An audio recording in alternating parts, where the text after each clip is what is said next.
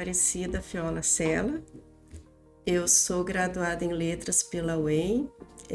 Eu terminei o curso em 86, a formatura foi em 87. Eu sou doutora em Letras pela Unesp em 2000 e sou professora da área de Linguística, Língua Portuguesa, e eu ministro aulas na graduação e na pós-graduação, todos em letras. Na pós-graduação eu ministro aula no mestrado e no doutorado acadêmicos, nós chamamos aqui de PPGL. Eu ministro aula no mestrado profissional em letras, nós chamamos aqui de Prof. Letras. Então eu atuo em 3 cursos aqui na UniOeste. Uhum. E quando você começou a trabalhar na UniOeste? Eu comecei a trabalhar na UniOeste em 1990, mas eu já havia trabalhado na UEM como professora temporária, né? Uhum. Eu trabalhei na UEM como professora temporária em 88 e 89 e eu comecei aqui em 90. E como que era a UniOeste quando você começou a trabalhar aqui? Bom, a UniOeste era bem diferente da UEM e eu acho que foi um momento de transição, né? Era um momento em que a Universidade do Oeste do Paraná estava procurando caminhos para se tornar uma universidade, né? Ela tinha passado pela fase de faculdade particular e depois se inseriu em um grupo de faculdades particulares que se tornariam então esse núcleo chamado UniOeste. Eram faculdades particulares de Cascavel, de Toledo, Marechal, Foz e posteriormente Marechal Cândido Rondon, Foz, Toledo, Cascavel, posteriormente Beltrão também se inseriu nesse conjunto de faculdades. Depois desse período de transição, se eu não me engano, acho que foi em 95, 94, 95, que começou a documentação toda para se tornar a UniOeste. Esse é o momento que eu vivi, né? Foi aquele momento de transição. E como que foi essa transição, assim, como que foi viver tudo isso? Foi muito interessante porque as parcerias eram todas voltadas para construirmos uma universidade multicamp. Isso era muita novidade, né? Na década de 90, imagine. Então, nós tínhamos que entender o que era uma universidade multicamp, nós tínhamos que entender como cada localidade se tornaria um campus integrado a uma universidade. Foi um momento muito importante de aprendizado. E nós tivemos muitas parcerias, muitas amizades foram construídas. Foi um momento em que a universidade que estava sendo construída, ela nasceu de uma vontade do povo do oeste do Paraná e depois do povo do sudoeste do Paraná. Então havia uma energia positiva muito grande no nosso trabalho, havia uma expectativa da comunidade. Então a motivação foi bastante diferente e ímpar. Eu não vivi em outro momento esse tipo de motivação. Foi, para mim, muito gratificante. E como que era a estrutura física aqui quando você veio para a Unesp? Como que era aqui fisicamente? Só havia um bloco, o bloco de salas de aula, esse bloco mais antigo. Eu me lembro de que a reitoria, ela funcionava lá na Avenida Brasil. Eu não me lembro muito bem do prédio, mas ela era na Avenida Brasil. E todos os assuntos tinham que ser tratados lá. Então foi um período de transição, então tudo era muito novo, tudo era mudado de uma hora para outra em termos de estrutura, de organização dos colegiados, dos departamentos. Nós tínhamos que analisar as propostas. Foi como é que eu posso explicar? Foi um momento bem ímpar na vida de todos que estavam lá naquele momento. Porque nós estávamos aprendendo e construindo ao mesmo tempo. Uhum. E você acompanhou a construção aqui dos blocos novos, sim, dos prédios? Sim, inclusive este prédio aqui. Eu cheguei a conferir parafuso aqui desse prédio. Ele foi um projeto que eu coordenei com o professor Antônio Donizete, todos os professores do PPGL, né, essa parte da área de letras. E esse prédio, ele está aí no meu histórico, porque me lembro de todas as fases aqui de construção do prédio, me lembro dos prédios de sala de aula, da biblioteca. Eu acompanhei uma parte bem interessante dessa constituição do que é a UniOeste. Uhum. E além de, você também foi diretora do SECA? É verdade, fui mesmo. Fui a diretora pro tempore. Nossa, eu nem tinha me lembrado disso, mas eu fui a diretora pro tempore, eu acho que foi em 95, se eu não me engano, foi em 94, eu não me preparei para essa resposta. Mas eu fui pro tempore por uns 9 meses, depois houve eleição, e depois eu fui diretora do SECA de 2004 a 2008, né, já com eleições e tudo estabelecido, que era o SECA, né?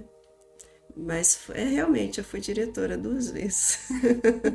E bom, e no mestrado você também participou de toda a construção do mestrado, né? Sim, essa foi uma fase bastante interessante da minha vida, porque eu tinha acabado de chegar da Unesp em 2000, né?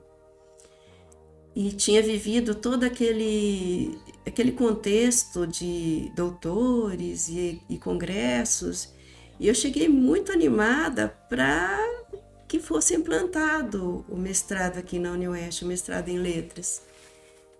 E outros colegas também que tinham acabado de ganhar o título de doutor, ganhado não, de ter conquistado o título de doutor, estavam animados para isso também. Então foi o momento certo, a hora certa, com as pessoas certas, o pessoal voltando do doutorado, então unimos forças, né? Veio um pessoal de Marechal, colegas queridos de Marechal, Cândido Rondon, já doutores, e vieram colegas de Foz do Iguaçu, doutores também, sedentos, né, de criar um mestrado. Foi bastante interessante porque a proposta foi encaminhada para a CAPES em 2001, depois ela foi reformulada. Em 2002 nós tivemos um trabalho intenso, me lembro bem da participação até do professor José Borges Neto, da Federal do Paraná, da participação do professor João Vanderlei Geraldi, que esteja aqui nos ajudando, porque eu não sabia muito bem o que era construir na época era uma PCN, né? Mas foi muito interessante, todos colaboraram e nós conseguimos implantar. E o mestrado começou em 2013, ele foi aprovado no final de 2002 e ele teve início em 2003. E quem que foi o primeiro coordenador? Eu coordenei, não foi um processo fácil, eu tive que ir para Brasília para aprender algumas questões, recebemos colegas de outras universidades que aqui prestaram assessoria e, enfim, eu acabei encabeçando a coordenação. Mas eu quero reforçar a participação do corpo docente de Marechal Cândido Rondon, do corpo docente de Foz do Iguaçu, e reforçar a ambição que nós tínhamos para que a nossa universidade verticalizasse. Todos nós estávamos voltando do doutorado e já tínhamos uma noção do que era a verticalização, o que era a verba que a CAPES enviava, nós só sabíamos das bolsas de estudo. Nós queríamos isso para os nossos alunos egressos da graduação, né? Nós queríamos que eles também tivessem bolsa, que eles também verticalizassem as suas propostas de ensino. Então foi um momento muito importante. Então eu coordenei o trabalho, mas nenhum trabalho existe sem a força de todos. Então eu simplesmente toquei a parte burocrática, mas o que se deve aqui é um agradecimento a todos que na época não mediram esforços. Muitos colegas deixaram suas crianças, eu também deixava meu bebê em casa para propor aí o projeto. Lembro muito bem da professora Regina de Foz, que deixou a menininha dela em casa, e a menininha dela dizia: mas mãe, e se acontecer alguma coisa na estrada? Porque eram reuniões intensas, e eu também deixava o meu bebê e ficava aqui até tarde tentando entender a proposta. Foi um momento mágico, foi um momento em que nós estávamos trazendo o terceiro mestrado para a universidade, então você calcule a empolgação, né? Hoje não, nós temos mais de 30, né? Então, mas naquele momento histórico havia muita empolgação, era muita novidade. Foi um ato de pioneirismo, né? Foi bem interessante. E como que foi o início daí quando começou? Que você falou, teve todo esse processo para o mestrado começar, e daí quando começou os alunos ali, como que foi isso? Foi mágico para todos que estavam lá. Foi muito mágico, principalmente para mim, para que eu percebesse. Vou usar o para mim no lugar certo, mas na verdade ele está no lugar certo, né? Para mim, depois dá uma pausa. Foi muito importante entender que aqueles alunos também tinham ambições. E eu observava os olhinhos deles e eles tinham essa ambição mesmo de serem doutores um dia, né? Então nós sabíamos que o mestrado estava começando, mas que teria que vir o doutorado. Nós já estávamos planejando o doutorado, entende? Então nós sabíamos que a caminhada não ia ser um início de um mestrado, mas ela seria o início do que hoje nós temos, que é a formação até de pós-doutores. Então, o grupo daquela época já queria isso, desde o início. Por isso que eu falo que era ambiciosa a proposta. O mestrado começou em 2003. E o doutorado? 2012. 2012. Sim, porque para você pontuar na CAPES é preciso ter publicação, defesas. Nós estávamos começando, né? Nós precisávamos de defesa. E no percurso do caminho, nós tivemos projetos muito importantes de professores visitantes. Nós precisávamos provar para o doutorado, né, para a implantação do doutorado, projetos dessa envergadura. Implantar o doutorado não é fácil.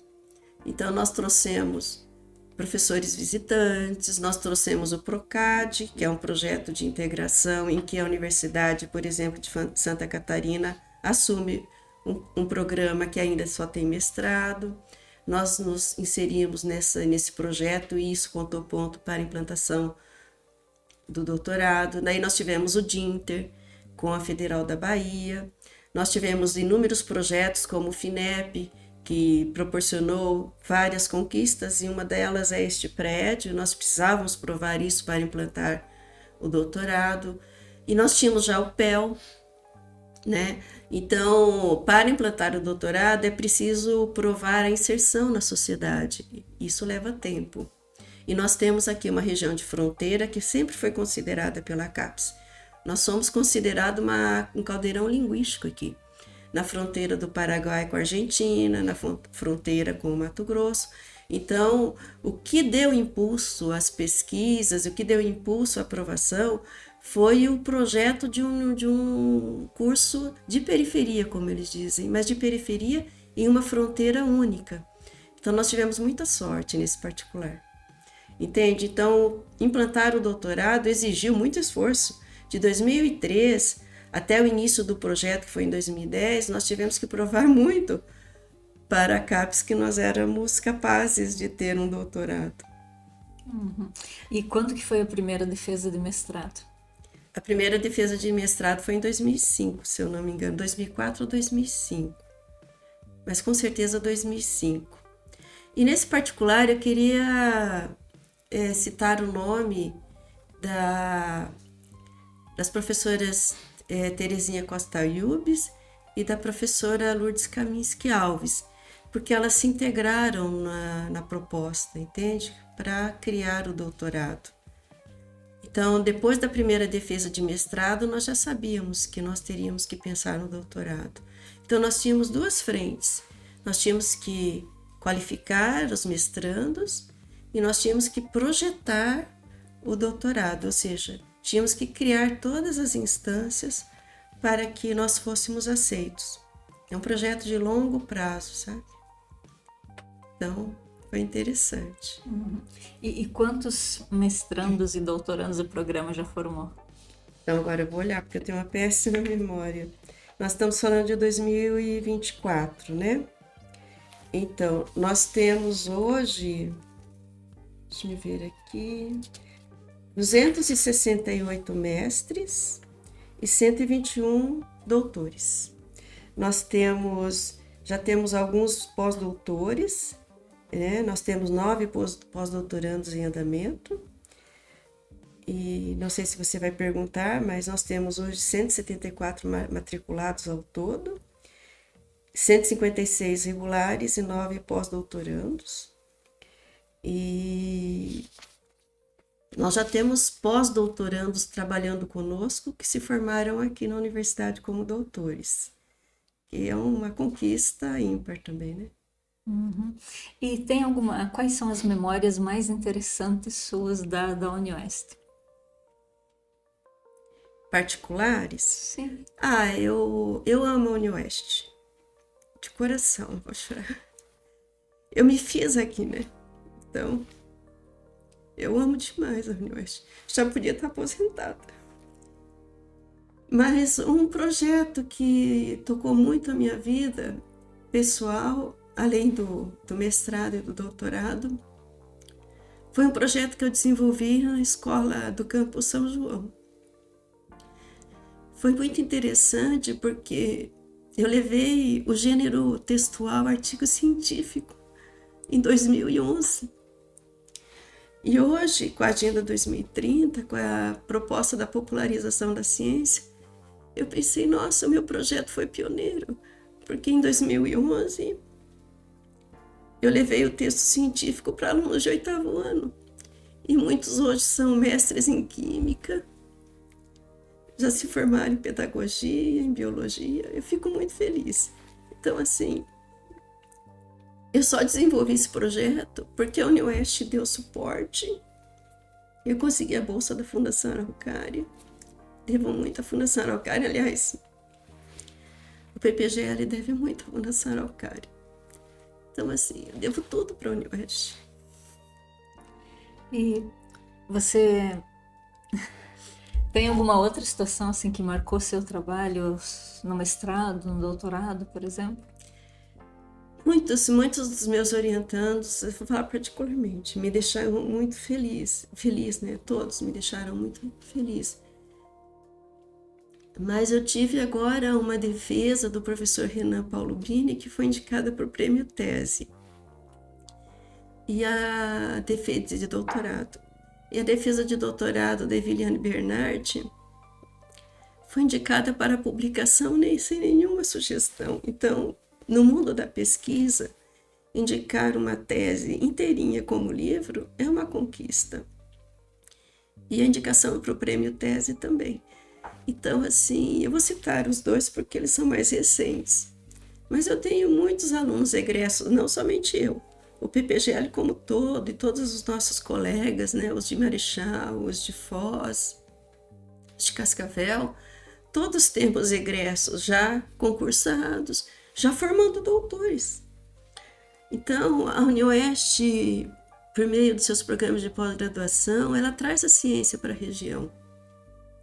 E o PPGL construiu profissionais, olha, são 121 doutores que estão formando mestres e doutores, aí cada um no seu tempo, né? Todos com essa ambição. Então, a universidade, ela traz mesmo a ciência para a região e ela muda a perspectiva de vida e a qualidade de vida da sua população. Isso é muito importante. E tem alguma situação assim pitoresca que você viveu ao longo da sua carreira aqui na UniOeste? Eu acho que a que mais me marcou foi o Projeto São João. Porque os alunos que se saíram bem, eles vieram para um evento científico aqui e eles assistiram às palestras de doutores e mestres. E eles foram trazidos com o apoio da UniOeste, né? E como eu tinha a bolsa da Fundação Araucária, eu devo muito à Fundação Araucária, mas eles ficaram encantados com a UniOeste. E eu sei que pelo menos lá 12 alunos seguiram carreira universitária. Eu acho que isso não tem preço. Eu não vou conseguir desenvolver outro projeto assim. Foi um momento muito importante. 2011, 2012 e 2013. Assim, para minha carreira de pesquisadora, ele foi o projeto mais importante para mim.